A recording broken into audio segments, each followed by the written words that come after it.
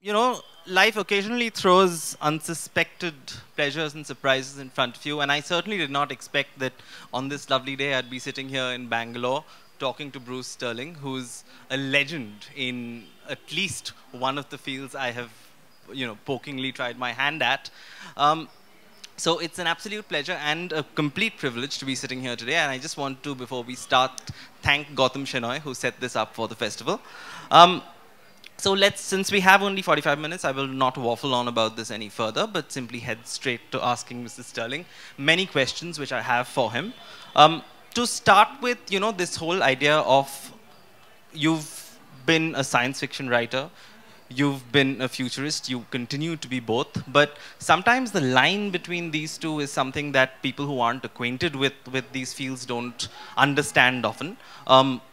The fact that science fiction isn't supposed to necessarily accurately predict the future on a timeline, but futurism may sometimes be expected to do the same. So I'd just like you to give us some clarity on, where one ends and the other begins between SF and futurism. Well, if you're writing science fiction, you're trying to entertain people, and science fiction is into the sense of wonder, or maybe horror. In professional futurism, you're actually trying to give people strategic advice and try to anticipate trends and so forth. So you don't want to put too much wonder, horror, and amazement into there. You're not trying to entertain people. You're trying to be a bit more sober about it. So it tends to be full of, factual briefing papers and lots of field research and, the occasional spreadsheet and lots of mind maps and that kind of thing. And if you go into a meeting of professional futurists and you merely talk like a science fiction writer, they will give you a hard time about it. No, so from the cyberpunk of the 80s and 90s, and I read an interview where you said that the cyberpunks considered themselves realists, but the critics of the time thought they were very abstract and strange. And then, of course, so many of the things you wrote about actually came true in time. So I'd just like a sense of when you decided to also become a futurist, as in at what point did you find that the things you'd written about started coming true, and how did people respond to that, and what was your reaction to this? Well, like a lot of my misadventures, I was actually invited into the futurist world because, people had been, in the world of futurism, had been reading my novels and the novels of other cyberpunks, and they thought, oh, well, these guys know a lot about computers, and they talk about forms of technology that earlier science fiction writers didn't. So I started hanging out with groups like Monitor or Global Business Network or military futurists, and in the US we've got plenty, and even police futurists, because I had written a book called Hacker Crackdown, which was a non-fiction book about computer crime, which was a very hot topic at the time, and everybody knew it was going to get worse. So there was a lot of discussion about how do we frame laws before the crimes are committed. It's like, how do we prepare ourselves for this inevitable onslaught of electronic misdeeds that are obviously here already and are only going to get higher and higher. So, I started hanging out with these people, and being a journalist, I just started asking them typical journalistic questions: who, what, when, where, why, how. And they're like, well, we read this and we try this and we've taught this technique. And I'm like, I'll read that too. So yes, at that point I knew what they knew, but you don't become a futurist until you've published a futurist book. So in the year 2000, that was the golden age of futurism, because the millennium was changing and everybody wanted to know. So the phone's just ringing off the wall, and I'm writing all these things, and I think, I'm going to take a year off and write my futurist tome here, which is a nonfiction book about long-term trends, which is called Tomorrow Now, which was, published in 2001. So it could be called Yesterday Now at this point. That book is 18 years old. But ever since that time, I have been a futurist, and when I meet other futurists, they don't give me any trouble about it. They're just like, oh yes, you're one of us. What can we do for you? So, since the panel's topic is, the next 50 years, and I recently, I just finished writing a book which is set 10 years in the future, but in the research for this, I spent about a couple of years trying to build a timeline for the next 50 years. So I'm very well aware of how difficult and complicated it is. So I just wanted to get a sense from you of, do you think it's, what timeline do you think is more convenient to predict, more, I mean, you can predict with slightly more confidence? Is it easier to talk about 10 years from now, or is it easier to talk about 50 years from now, and why? Well, I have a guru in these matters, and his name is Stuart Brand. So Stuart Brand is a guy who made up the useful term pace layers. So he says that in human affairs, things always change, and they always change all the time, but they don't stop, they don't change at the same rate. So if you're talking about very near-term future, you're talking about changes in fashion.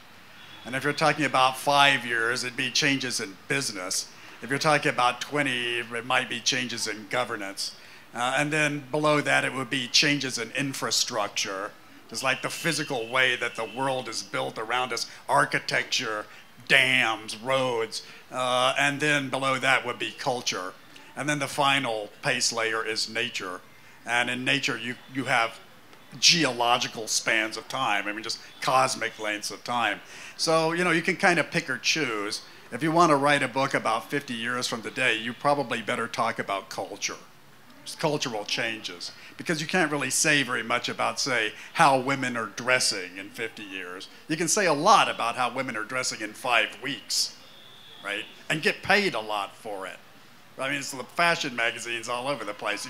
You could be on websites and covering hemline lengths, or what, Karl Lagerfeld is doing. And, that's prediction of a sort, right? And well rewarded. And, and I pay a lot of attention to fashion. I think, fashion changes quickly, but it's very, very old, right? And to see the way people are dressed in Bangalore, today is of great interest to me. You can just sort of see social trends playing out among kind of various demographic groups among you. And so, an awareness of short-term changes is very useful for a person. So, kind of coming back to what we're supposed to talk about here, which is that, I mean, this is something that I found myself trying to do my own work, and something I'd like to ask you about, which is when you're looking at the future, whether for your fiction writing or for your futurism, it's often, I mean, you have to study a lot of history, you have to study the news very carefully, you've got to spot trends, spot cycles, project in the future. So I'd like you to talk a bit about what we were touching upon just before coming here, which is quadrant futurism. Oh, yes, right. Yeah. Yeah, okay, futurist quadrants.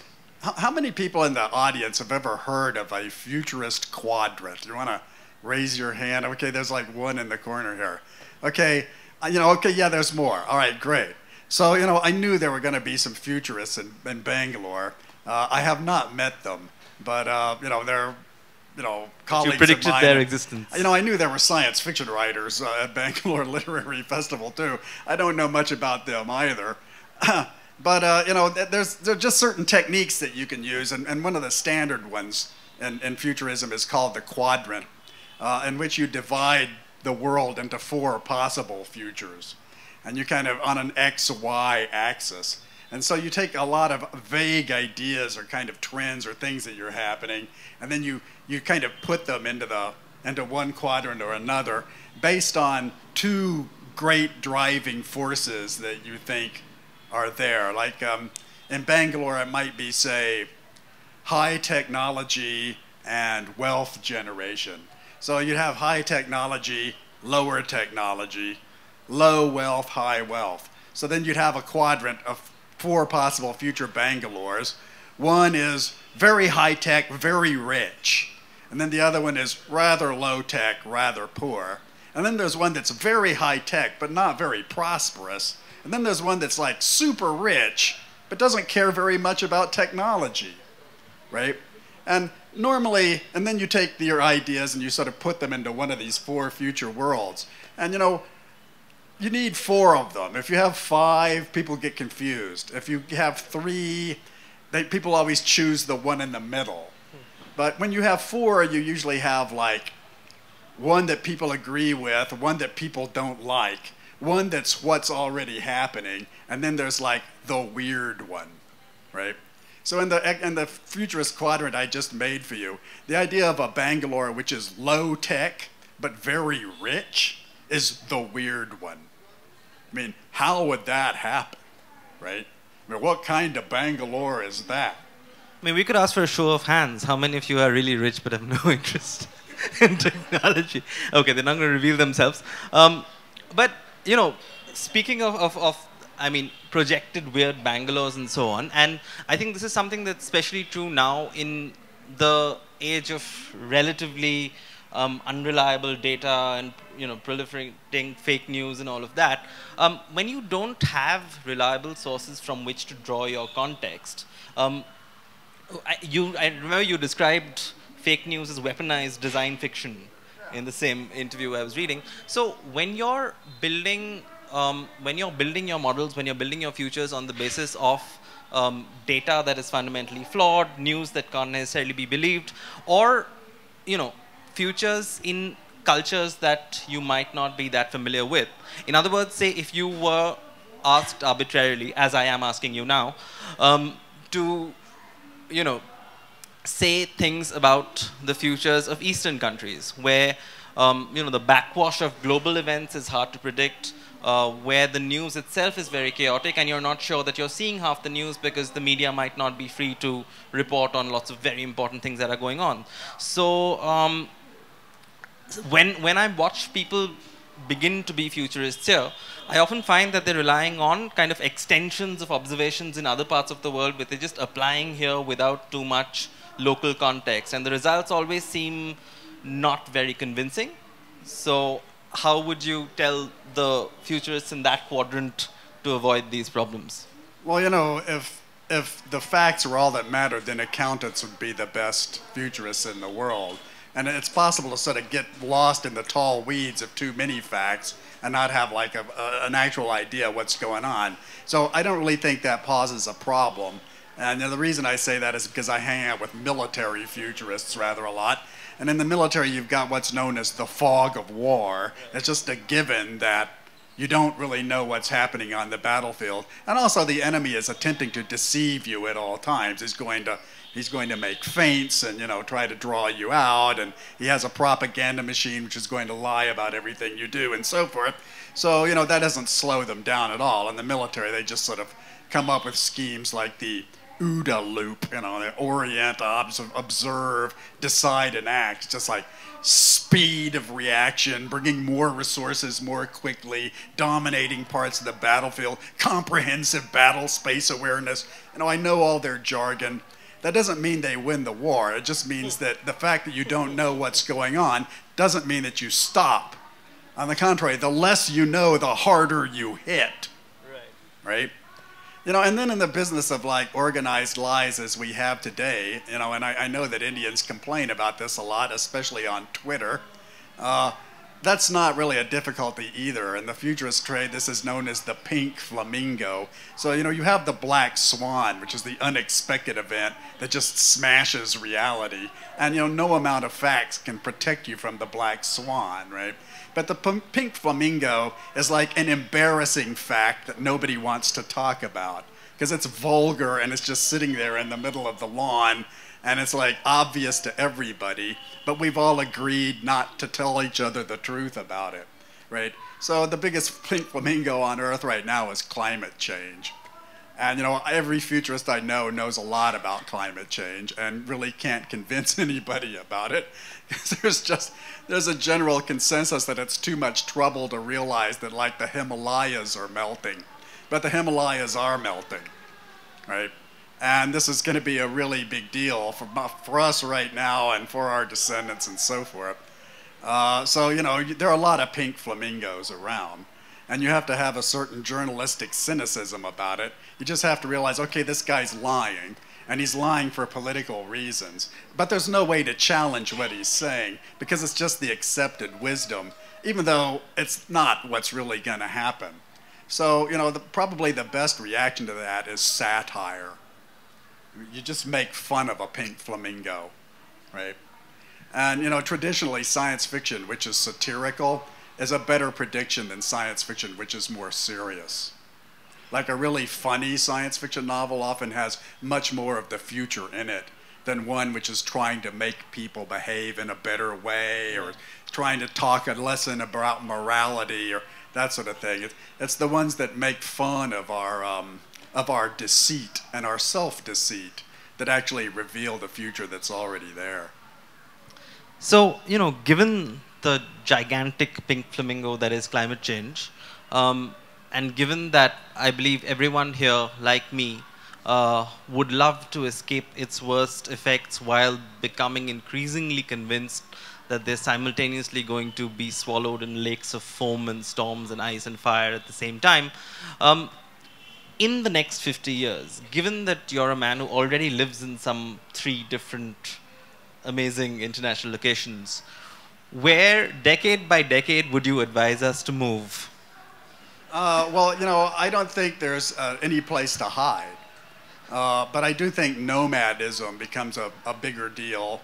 I mean, the kind of pink flamingo of our era is like the terror of refugees, which is like being spread all over the place. But the reason that it doesn't work is that we're all potential refugees, right?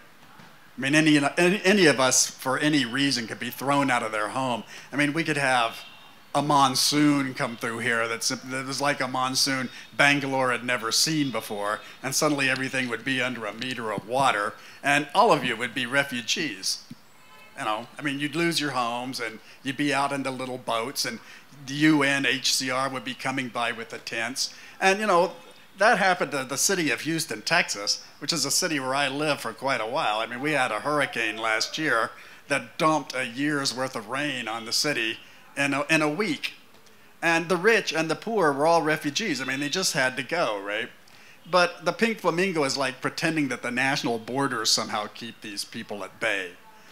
Or pretending that like Bangladesh is going to miraculously get higher so that seas rising do not disperse the population. Okay, we are the people who are going to be dispersed, and we can't be dispersed to any place that's particularly safe. We can like make up different social methods so that we can accept that we're all refugees and we kind of like find some solution to that. Or we can just shoot one another until there are fewer refugees around. You could do a quadrant scenario, which is along that line. It's like high refugees, low sympathy, high sympathy, and you could like invent different situations. But there is no missile defense system where you can go hide from the sky, okay? I mean, every one of us is breathing air that has too much carbon dioxide in it. So it's interesting that it's kind of a universal difficulty. It's a very, very big pink flamingo. But there are others that would be just as bad, like nuclear exchange. When I was a young person, people were more terrified of a nuclear war than they are of climate change now. And there were many people among us who were convinced that the world would end in flames at any moment. And that was just like a mass panic that was very much part of the structure of the 1960s and 70s, a kind of Dr. Strangelove moral fear. And all the weapons are still there. I mean, India's got them, Pakistan's got them, Israel's got them, but we're just not afraid. I mean, if I tell you Bangalore might be incinerated by a Pakistani nuclear strike, okay, technically, yeah, of course it might. I mean, who else would they blow up but you, right? But it's just not within our culture at the moment to take that threat particularly seriously. It just doesn't make anybody blanch, right? Well, you've offered us floods, nuclear strikes, and other happy possibilities. Those are actually kind of mild problems. I have to tell you, it's just, I mean, they're the kind of thing that you can sell to a magazine. That, as a science fiction writer, those are not even the threats to our existence that genuinely worry me. There are bigger problems than the ones we have, lots bigger. Could you tell us what they are? He asked worriedly. Well, these are kind of, existential threats to mankind, like meteor strikes or a comet hitting the Earth. Right? Because climate change we can sort of do something about. It's going to make our lives worse, but it doesn't incinerate us instantly. Whereas if we were hit by a really good dinosaur-sized comet, it could be here within a day. We might know nothing about it and suddenly just have the planet literally leveled. I mean, just a mass dieback in a matter of a fraction of a second. Okay, I have friends and colleagues who work very hard trying to raise money for asteroid detection systems. And they've raised some, and we actually know a lot more about it than we used to. And I'm aware of these guys. And it's a question of like, how much money do you want to spend on what seems to be a very remote threat?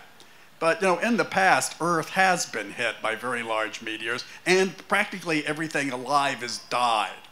And there's no reason that couldn't happen to us. So, most of the time I don't worry about a trend like that because it's just one among many. Like a black hole could hit the sun, for instance.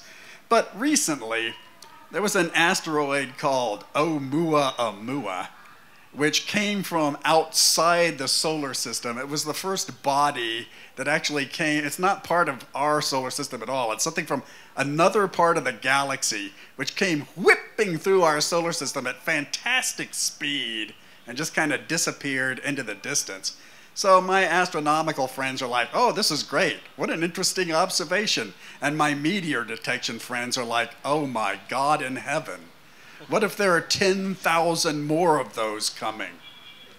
We're done. What if this is just like the first of a large trend of, just a scattering of like rocks from hell? I mean, things we know nothing about. And all our detection systems are pointed out through the solar system, not pointed up.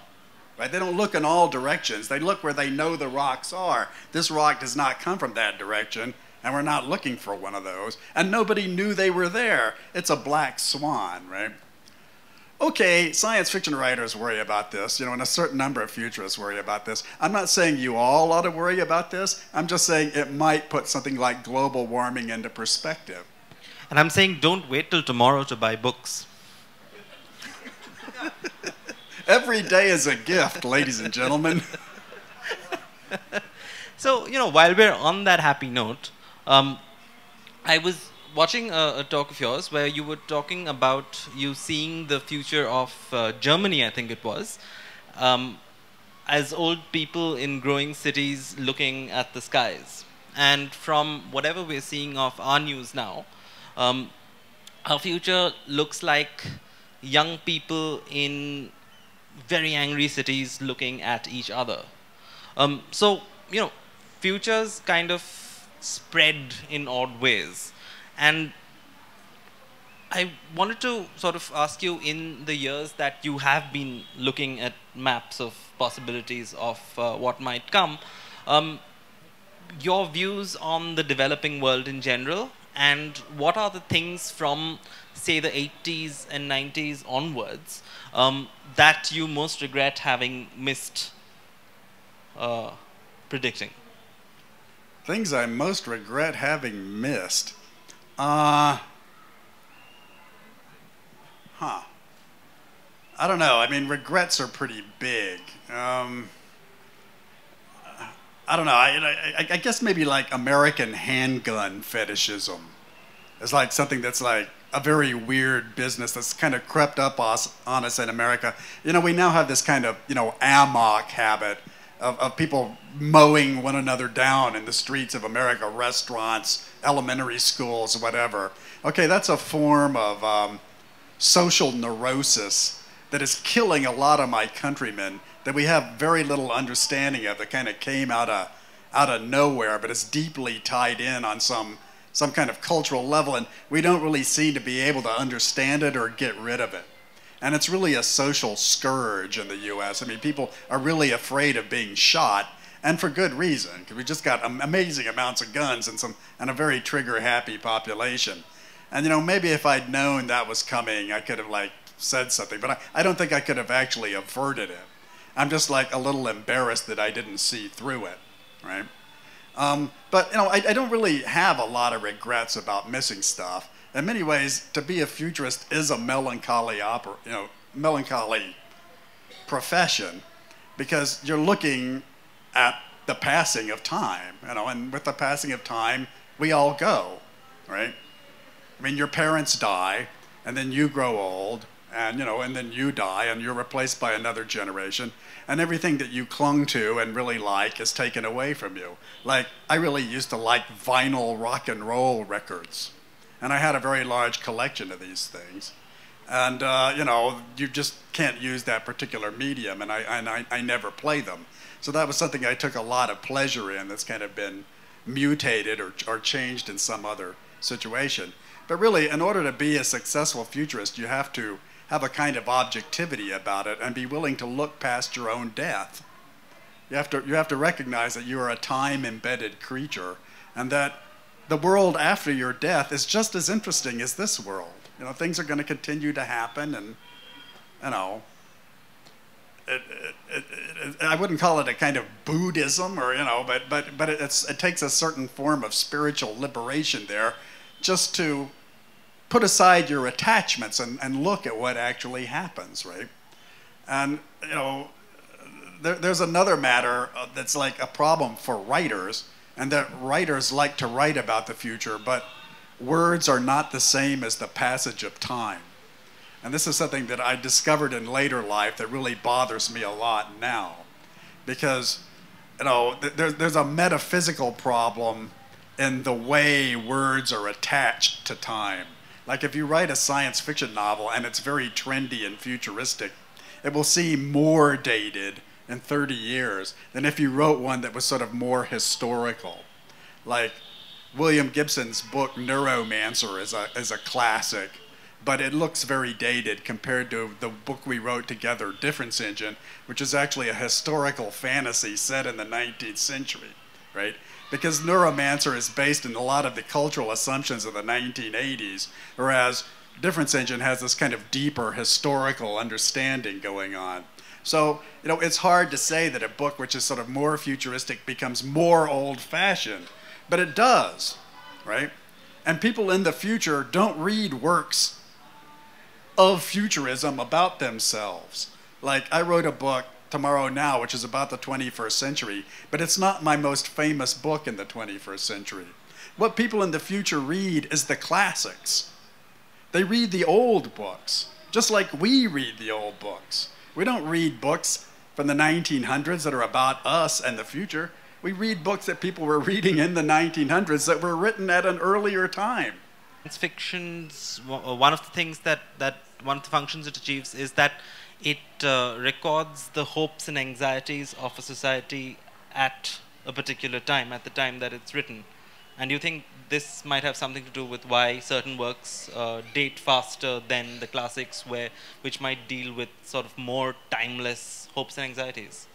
Well, you know, I understand why Charles would say a thing like that, and, you know, it is an insightful thing to say, but I think he's limiting himself unnecessarily. I'm not sure it was him, frankly. Well, you know, I'm on good terms with him. But, you know, it's a kind of a useful contribution to the debate, but I don't think it's actually true.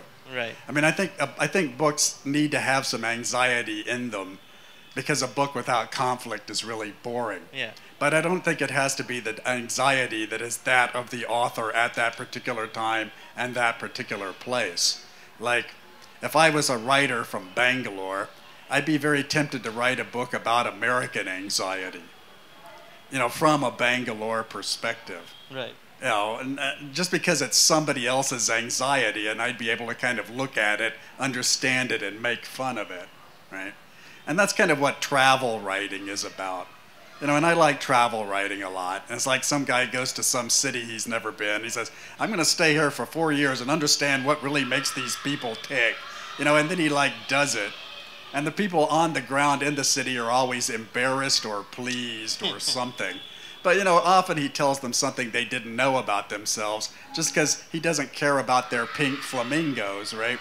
And no, those are valuable contributions. Really. I mean, they're good things. And I think science fiction can do that too. I mean, it's not that we are like pretending to think about the future. We're actually thinking about the passage of time historically and like really detaching ourselves from the everyday flow of events and kind of moving around and like coming in from another direction. And, you know, there aren't a lot of cities on Earth or cultures that produce a lot of science fiction writers, but commonly they come from cities which are not the largest cities in those countries. They don't come from centers of publishing. They actually come from intellectual areas and literary areas of moderate population where people are a little bit detached from the everyday flow and kind of can take this kind of observer's stance, right? And you know, Bangalore within an Indian context is one of those cities. I mean, Bangalore is a city like Austin, Texas, which is the city I come from, which is a city with a lot of high tech, a lot of technical education, big universities, you know, lots of bookstores, but not a major center of publishing. I mean, and not even that large a city. It's like smaller than Houston or Dallas or other cities. But on the other hand, it is an easy place to set up clubs for science fiction, to find other colleagues, to do amateur publishing, you know, to have events, to establish a regional literary scene, and then just take off in a direction nobody expected. I immediately started thinking how far we'd have to travel to find any place of moderate population. So what you might not know about Mr. Sterling is that he's also a big Bollywood fan. This is something that I found to my delight on his Twitter. So in celebration of Coffee with Karan, I've prepared what people might call a rapid fire, which we are hitherto naming steamed rice with Sterling.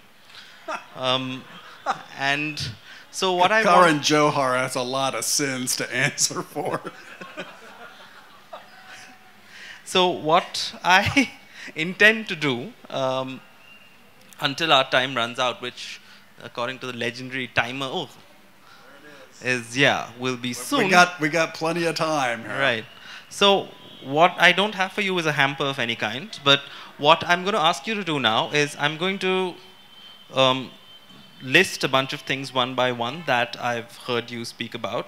And I want you to tell us quickly where you see them, where you see these things going, either 10 years in the future in this part of the world, or 50 years in the future in a part of the world that you spend more time in, even though you have spent time here as a teenager, I believe. Yeah, I lived in Chennai until I left, well, for 3 years until I left for college in Austin. It was Madras in those days, some time back. Writers of Chennai claim him now. Okay, so to start with, so either India 10 years from now or any other place in the world of your choice 50 years from now. Surveillance. What? Surveillance, the future of surveillance. Oh yeah, the future of surveillance. You know, I would expect you have a lot of that here 10 years from now, and it probably has several different kinds of names. Because there's really a lot of different kinds of surveillance going on, and you know, we haven't come up with like little technical ways to like package it and sell it. But I think we will, you know, because media is basically surveillance, and we've all got surveillance devices in our pockets. So, you know, you're starting to see little versions of it, like trolling as a form of surveillance. Like, I watch you all the time and then I insult you. Okay, we're going to see things like that dividing up. Or you know, the kind of the Indian sex tape scandal thing, which is like a kind of very interesting Indian form of kind of Eve teasing surveillance. Okay, you know, that will probably be rigorously crushed and then will like show up in some other form. So yeah, I mean, that's too big a word for the actual host of problems that it is. But I think the problems will be broken up into smaller pieces and then like dealt with through legislation and kind of new social norms. Okay, the nation state. Yeah, the nation state. Well, you know, India is like an interesting nation state in that before it became like a nation state after the partition, it had never been one, right? I mean, it's just been like a lot of kind of linguistic regions in this kind of pre-national order. So, I don't know. I mean, I've heard a lot of people wonder what makes India stick together, and they seem to feel like India ought to be exploding like the Balkans or kind of separating like the Middle East.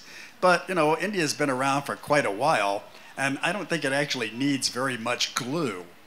I don't think it's a conventional nation state.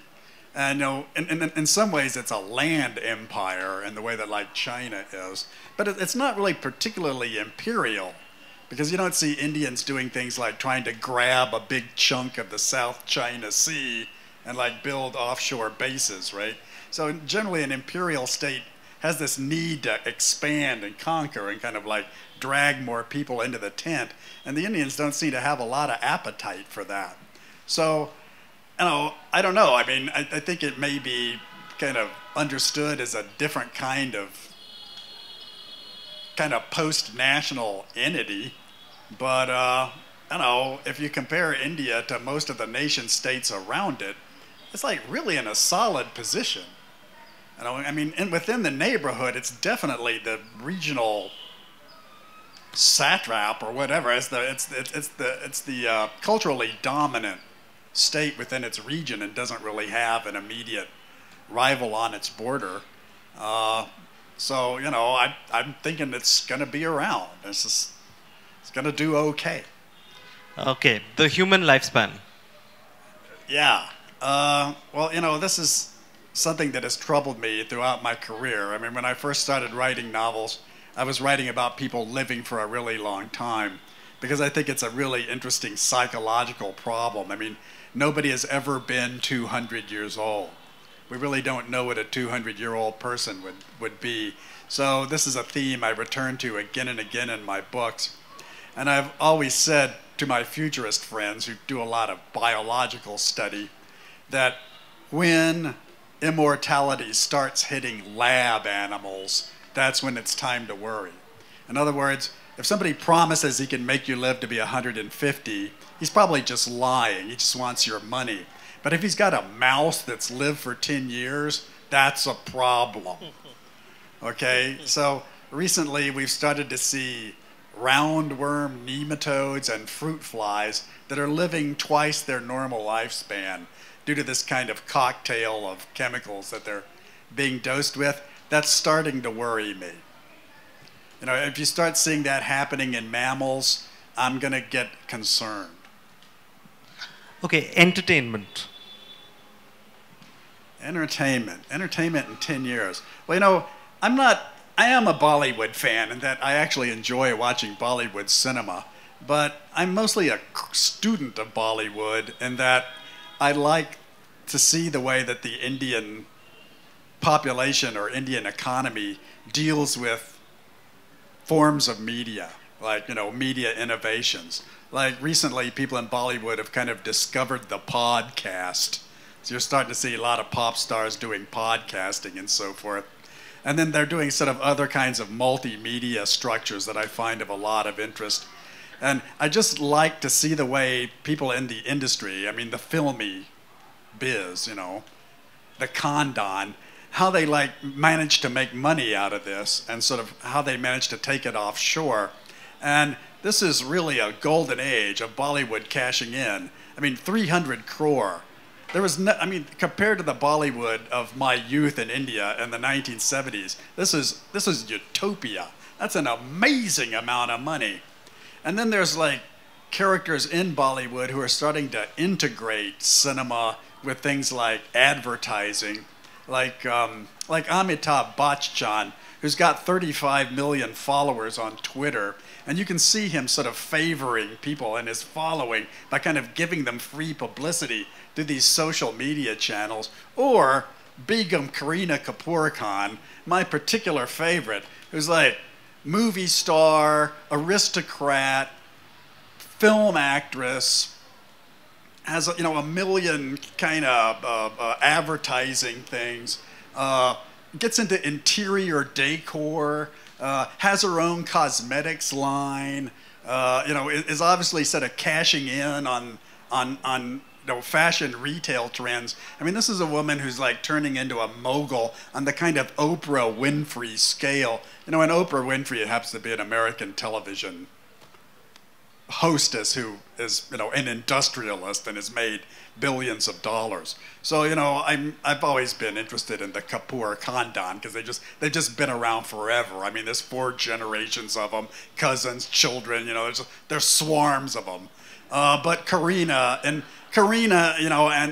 the Pataudi clan in particular are just so on top of their game as masters of Indian media that it really impresses me, right? It's just like a fascinating thing to watch, and I do watch it. I take very careful notes on what she's doing, and I wonder who's going to do it under somebody else's circumstances. Well, she's a trendsetter, really. I'm not a trendsetter as an artiste, although she's a pretty good actress. She's a trendsetter as a person who's good at keeping herself in the public eye. She's just a fame industrialist. Fame industrialist. Virtual, augmented, and mixed reality. What? Virtual, augmented, and mixed reality. You know, I'm a booster of this thing for a million years. You know, I know just a ton of guys, and especially in augmentation. You know, it's one of the few areas where I'm a genuine technical expert. I actually understand how it works. And I'm afraid it may just be a niche amusement. I mean, it's just one of these things that's just like really cool, but it's like a magic stage act. It's like when you augment something, it's like pulling a rabbit out of the hat. And it's just like, I can't believe it. Was there a rabbit in that hat? And it's like, that was the most amazing thing, you know, and the children are screaming and everyone's applauding.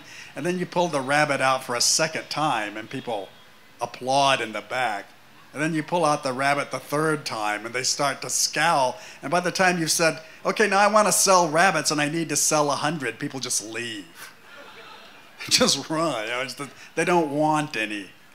So, you know, I'm very keen on virtual reality. I don't like that much. Augmented reality, I think, has applications that people don't understand, but it may never be a major industry. It may always just be a little application or some kind of little tag-on thing, which is sad. I mean, I would have been happy to see it transform the world. In my opinion, if you're a science fiction writer and you don't want, on some basic level, to augment reality, I mean, like, what a great idea, right? Okay, so metaphysically, it's so charming. I think we're running out of time. Well, so says the time in any case, and you're probably preparing the next panel. So, as a futurist, I can predict that this panel will end in 1 minute and 40 seconds. A lifelong reputation for accuracy. So I just want to thank very much Mrs. Sterling for many wonderful insights, and I hope you guys enjoyed them as much as I did.